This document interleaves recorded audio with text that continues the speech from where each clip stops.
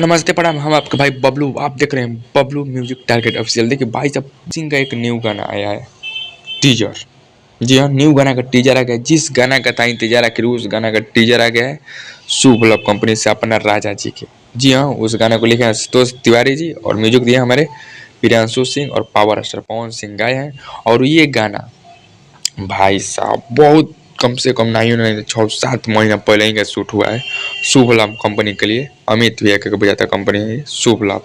हाँ हाँ, अमित भैया की कंपनी है शुभ लाभ कंपनी से। बहुत बेहतरीन टीजर आ गया है 5-6 घंटा में। टीजर बहुत ही बवाल सवाल मचा रहे, धम मचा रहे। और कल 11 बजे आप लोग की इंतजार ही है, बड़ा एक रिकॉर्ड बना देना है पावर स्टार पवन सिंह के नाम पर भाई साहब। नहीं, टीजर ही इतना झकास है तो गाना तो आप लोग को बवाल ही लगेगा।